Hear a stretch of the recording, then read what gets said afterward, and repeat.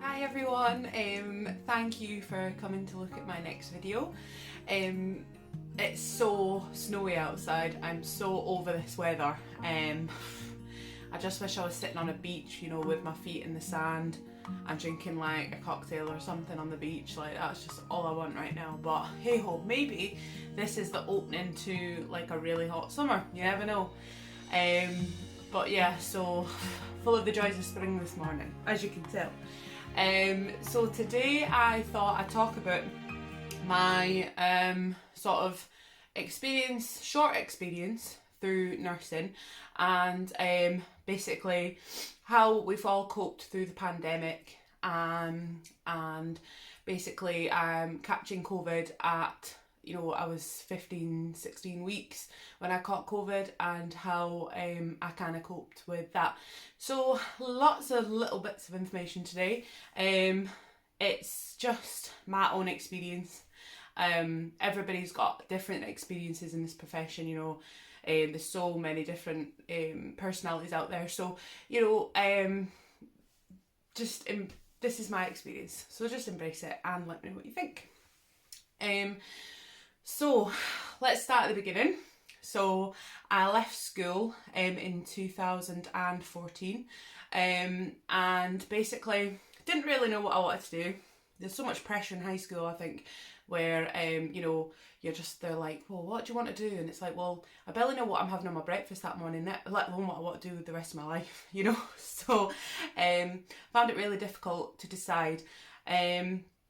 So I felt like the kind of option for me was to try and get some like life experience first, to sort of see if what path I'd be going down. So I'd say I've been in the NHS now 7 years this year, maybe 8 this year. It's a lot. It's not a long time, not as long as some of the crews, but you know, it's been certainly long for me, in a good way and a bad way. But you know, so I worked at this hospital when I left school. It was like a total duck out of water. It was a really busy ward. But everyone was so supportive with me. I literally didn't know how to make a bed, how to wash a patient. I was literally, you know, I'd never seen any body parts before. So, you know, for a young lassie, it was quite a scary experience. So took it all under my wing. I had some of the best mentors, and you know, I got there, and I was there for about a year. Well, 8 months or so. So and then I moved to sort of like not like a psychiatric unit, but almost similar to that, just to see if I fancied going into mental health nursing. So I had a couple of experiences. I was only there for a short amount of time because I applied to go to university in Dundee in the August. So I only had like about a year to kind of figure out what I wanted to do, but I knew adult nursing was for me, and I was happy with that. And yeah, that was where my life was going to take me. So I definitely was glad that I went and had the experience first, because I think for something like that, it's a lot. And I think everybody, if you want to be a nurse, in my opinion, or you know, a midwife, whatever, should go and get some experience, even like work experience or anything really, to be honest, just to make sure it's something that you definitely want to do, because it was hard, but I think it was worth my while, and it kind of gives you a little bit of a step up into an idea of what's going to kind of happen in the basics anyway. So I went to obviously start uni in the August.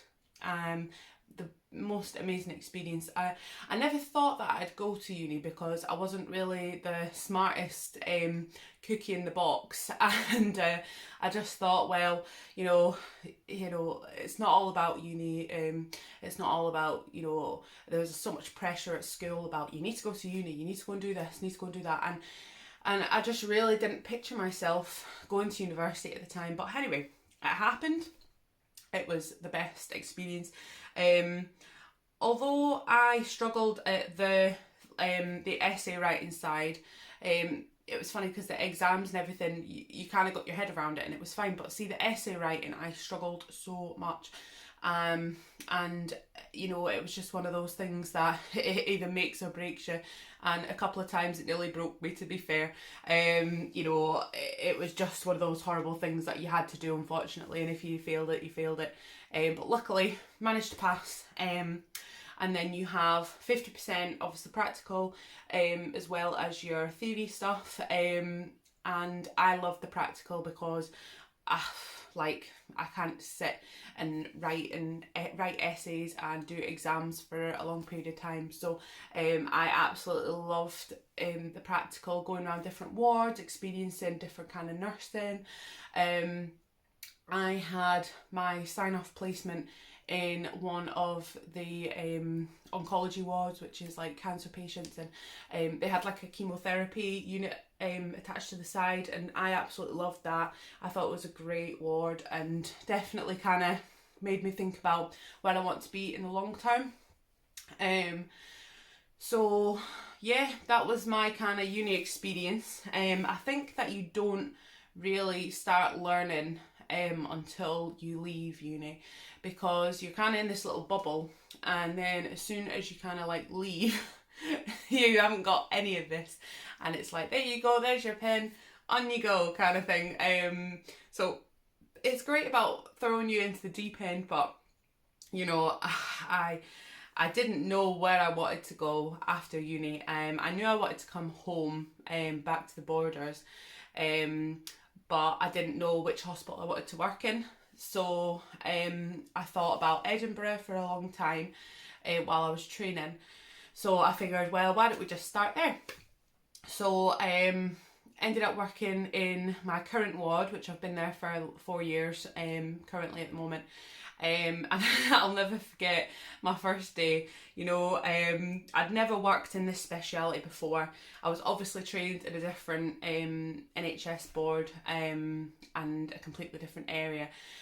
And I walked in and I was like, oh my goodness, I don't know what I'm doing. I think, you know, a lot of people describe nurses as this duck, this swan, if you like, swan on the surface, and underneath their little legs are going to the 10 to the dozen, and my legs were going that day. I'll never forget when I did my first ward round, and you know, all the consultants, they have an expectation, obviously, and they obviously didn't know that I was new. And when I was walking around ward round, obviously they're hitting me with all these different procedures. And I'm just like, it's my first day. I really don't know. I need to go and obviously research. And you get given your packs and things, but obviously, at that time, I was totally brand new, didn't you, Ken? And and I burst out crying, ran to the toilet. I was like, I can't do this. Cannot do this. It was just so intense and so specialised. And I think for a good 6 months after I started, I used to just like totally just mindset get me through the day, and then as soon as I would get into my car at night, I'd just totally just like cry all the way home, and I had like an hour to get myself home. So that kind of gave me my time to kind of chill out and kind of come to on the day, and then just prepare myself mentally for the next day. So it was like, as much as like, you know, everybody took you under their wing, everybody made you feel welcome, and it was a brilliant wee team. Just the pressure of everything and the pressure of trying to get your head around all this different stuff was just like crazy. And I think because of the speciality I'd gone into as well, I was just like, how am I going to cope with this, you know? And I think, you know, because other newly qualifieds had been there, done their management, and, you know, qualified and stayed in the same ward, they was obviously a little bit more up to date than I was. They obviously knew like most of the stuff, the layout of the ward, the layout of the day. So I felt like a bit of a not the odd one out, but I did feel a little bit like I was a little bit more slower than the other girls. But I got there in the end, and there's only two of us out of the originals that started, that stuck it out, so we're we're still going. But honestly, like, as much as we all moan about this ward, like, we absolutely love it. It's so fun, you know. There's so many cool, exciting procedures that go on that sometimes you're even just like, what is this? Like, what is even going on? And you know, it's like a family. Like, I love my ward. Everybody's so nice. Everybody's like, pretty much, you know, we're all kind of within each other, and it's just brilliant. And we're all such good friends, and we always try and help each other in the best way we can. So I think that definitely helps. Especially, you know, you're at your work for 12 hours a day, 3 days a week, sometimes 4 days a week, depending on what you work. And you know, it helps to have an environment like that. So it took time, but I definitely got there. And 4 years down the line, you know, although I'm learning every day, you know, you kind of, you just take it in your stride, and it's like, okay, that's fine. You know, it was tough, but we got there, and that's absolutely fine to take your time, because it's not a marathon. It's not a race. No, it's not a race. It's a marathon. Is that what they say? God knows. I'm still on night shift mode, so I don't even know what day it is at the moment. I think as well, it's difficult, especially at the moment, for the newly qualified, especially coming into the whole COVID situation, everything like that. You kind of have to take everybody under your wing, and you almost, when you walk through the doors, you put on this uniform, and that's like your protective barrier through everything, through, you know, leaving your home life at the front door, coming in, putting on your uniform, and then getting on with the day. It's like you're almost like, not like a different person when you're at work, but you are.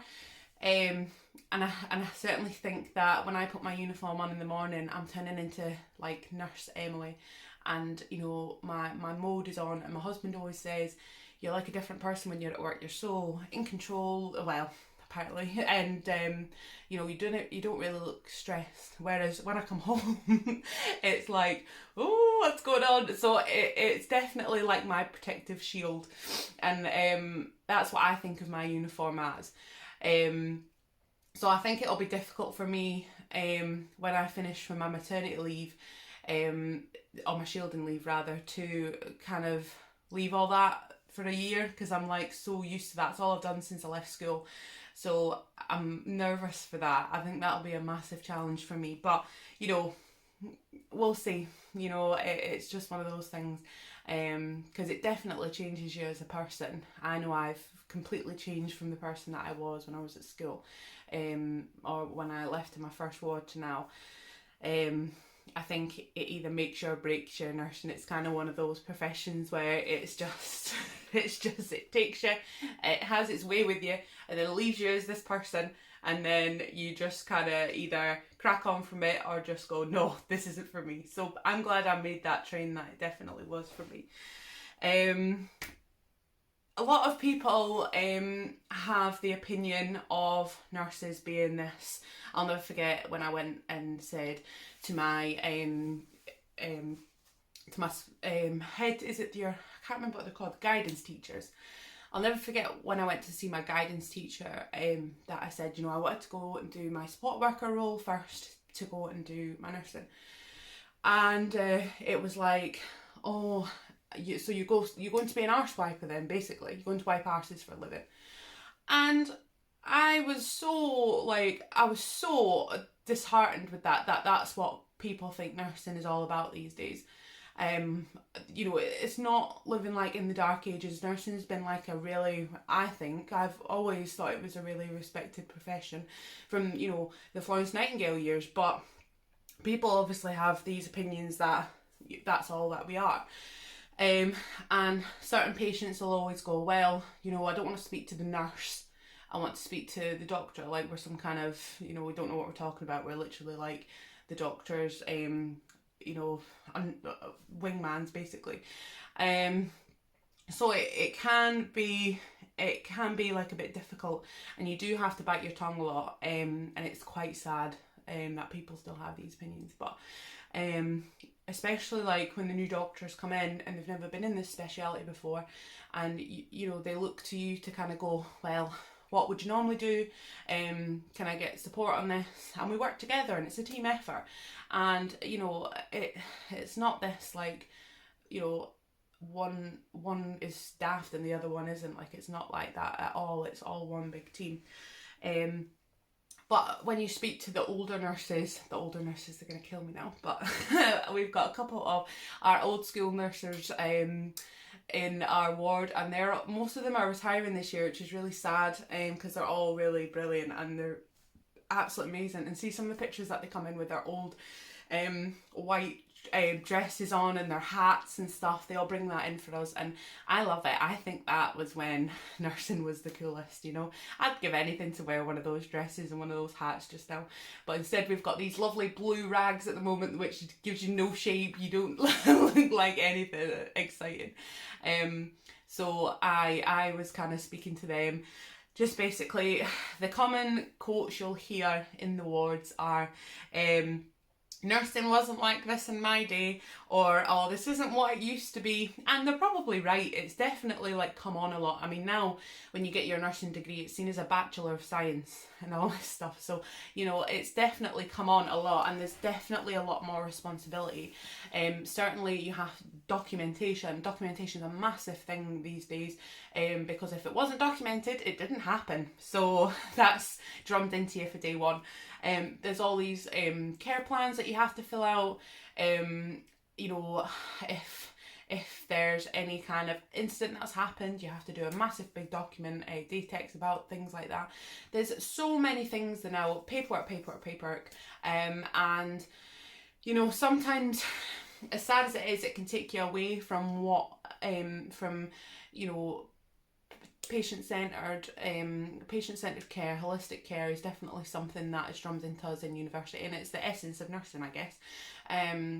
But it definitely does take you away from some of your basic nursing needs, you know, like sometimes you don't always have time to just sit and talk to patients, or, you know, just kind of get to know them on like a personal, not a personal level, because, you know, you have to kind of take a step back, but just in general, you know, and that can be quite sad, because especially if you've got, you know, 12 sets of notes to do for, before you finish, and a lot of nurses can't cope and can't finish their notes, so they end up staying past their time of work till, like, you know, another hour later, and you're just like, when are you meant to fit all this stuff in?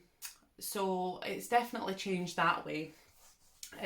So a lot of the older nurses definitely get a lot more frustrated, and, you know, quite rightly so. We all still get frustrated, and I think when I'd certainly qualified back in 2017, it's definitely changed a lot since I qualified. Like, students and newly qualifieds are coming out with, you know, things that we never got taught, you know, taking bloods, cannulas, catheters.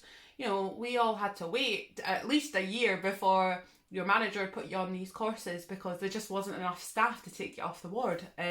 So you just kind of had to just wing it, basically, or you'd just be like, can somebody do this for me, which is a pain, because when you're short staffed and you're running about already, and somebody's like, oh, can you just do this for me, you're just like, oh, okay, even though you'd never say no. Inside you're like, oh, okay, I've got this to do, that to do, but I'll do it as well, just add it onto the pile. So, you know, what you can do, you're never going to please everybody, and, you know, we just all flow with the wind, learn with the tide, and see what they're going to bring out next for us.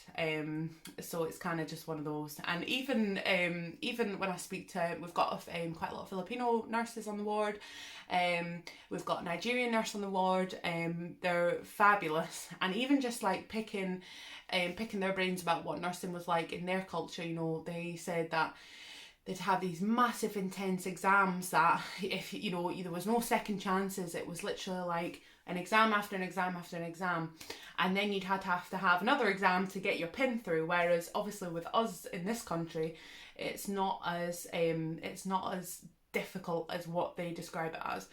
So it's all a massive learning experience for everybody, and I think having loads of different personalities in nursing is brilliant, because everybody brings something different to the table.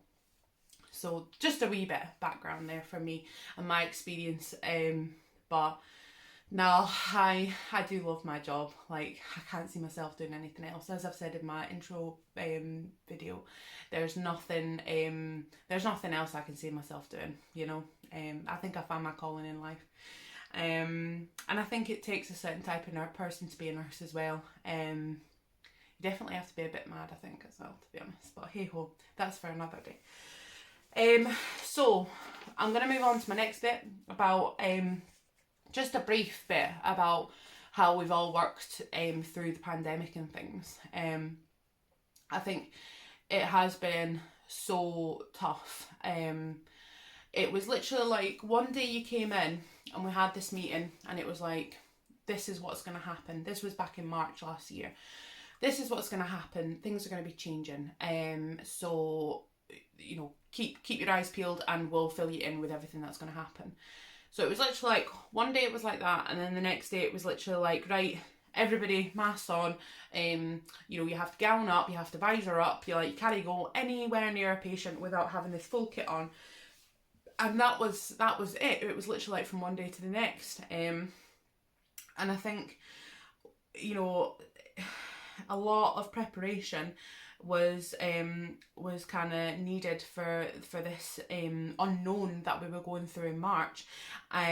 It was just literally just like night and day, to be honest, and we were all a bit scared. It was like you were getting, quite rightly so, it was like proper scary, and everybody was like, oh, you know, this is what we've got to wait for, and we were all waiting for this big thing to come through, and the ICU nurses were obviously getting hit massively with the COVID patients, and although we were getting our like fair share of coming through, we were waiting for this big wave to come through. I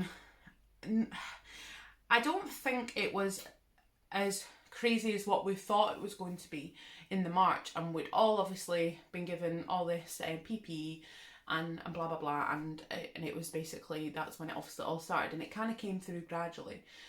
But I personally think that the November this year that had just passed, November 2020, from October to December, I'd say, was when it massively hit us, and everybody was off with COVID. There was hardly any staff. The units were getting shut left, right and centre. It was so scary this year, and I think that if we had half the preparation of what happened, of what we had in March in 2020 to what we had in the November of 2020, I think it would have been a completely different ballgame, because I think that's when the scaremongering should have started, when it started getting like horrific and almost unmanageable. And you know, we were all scared. We were all really scared, and we didn't know what it was going to be like from a day-to-day basis. And a lot of, you know, people had young children at home, young kids at home. I just found out that I was pregnant in the October. So it was literally like, you know, can't really go into rooms because you're obviously pregnant. But you know, it was easier said than done, because some nights or whatever you were really short, and your colleagues were struggling, and I'm not one of those people that could just sit by and just go, oh, I can't go in that room, sorry.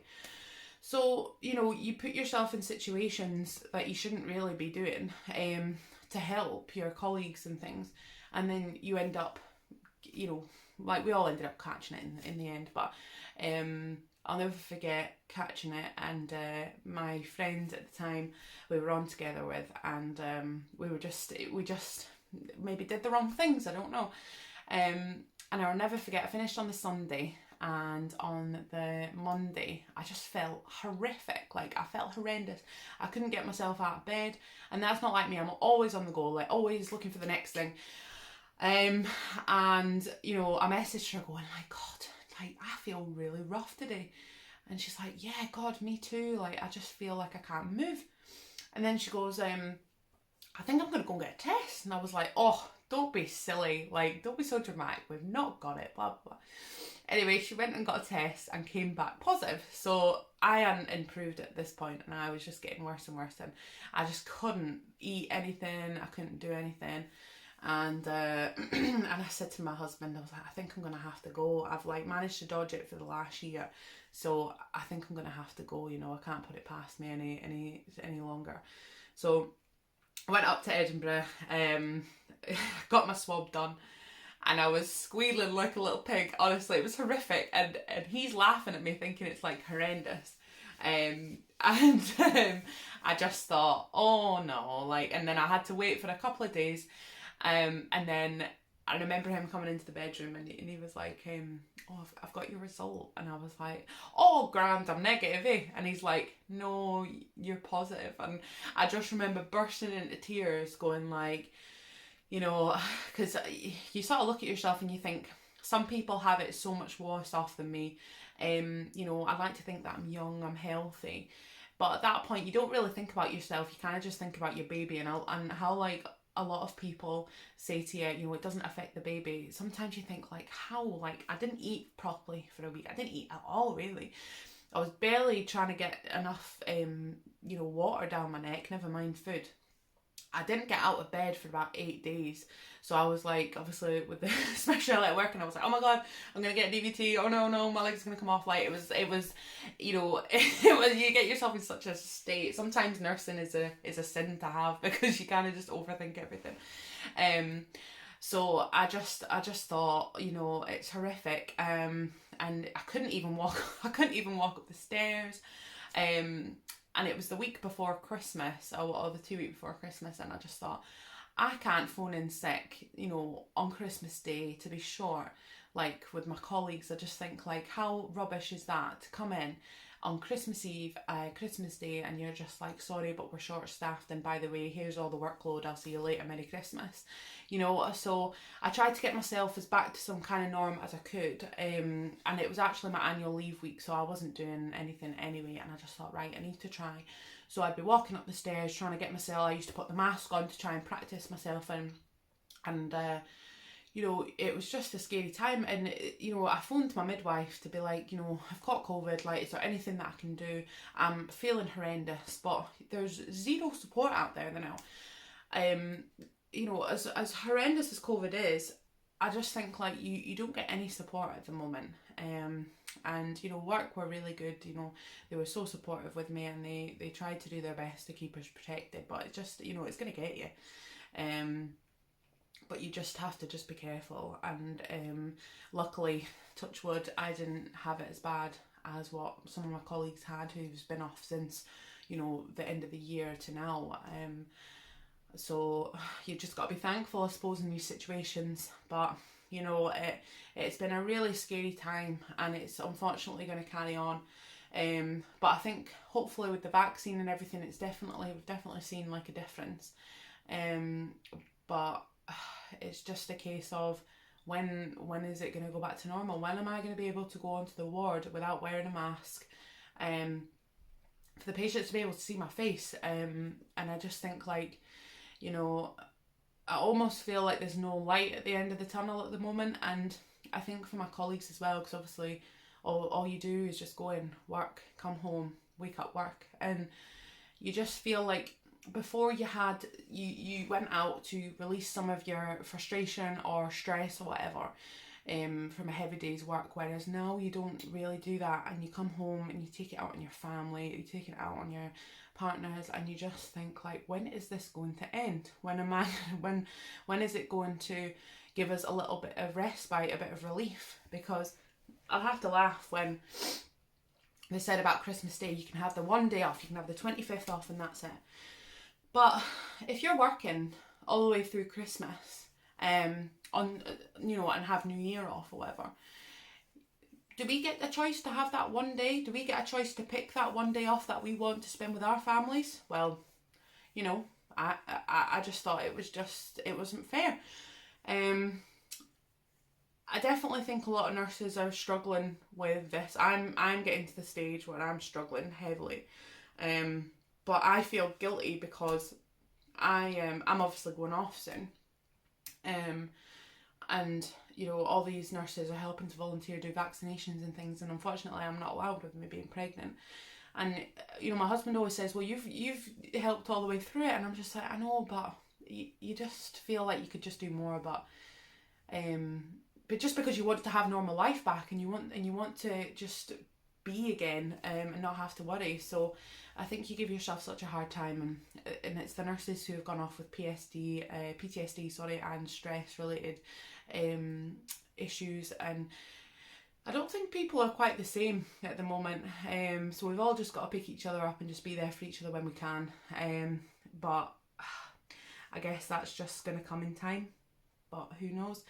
I just like to think that even though it's been such a rubbish year or so, it's all brought us to kind of together, and it's like we're even closer than we were before. Because at the end of the day, work is our only form of contact.